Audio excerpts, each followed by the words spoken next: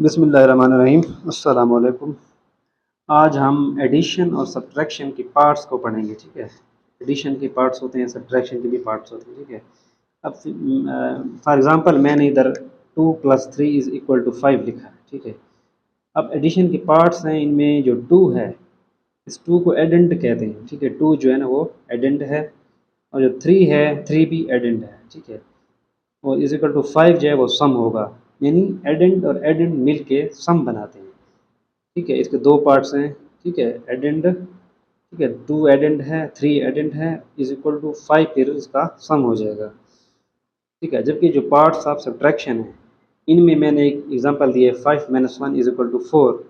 अब इसमें जो 5 है इसको माइन्यूएंट कहते हैं। ठीक है, माइन्यूएंट, और जो 1 है ये सब्ट्राहेंड है। ठीक है, ये माइन्यूएंट, ये सब्ट्राहेंड, ये 4 है, इसको 4 को डिफरेंस कहते हैं। ठीक है, तो यानी कि एडिशन के भी 3 पार्ट्स हैं और सब्ट्रैक्शन के भी 3 पार्ट्स हैं। ठीक है, एडेंट एडेंट सम होगा, माइन्यूएंट सब्ट्राहेंड ये डिफरेंस होगा।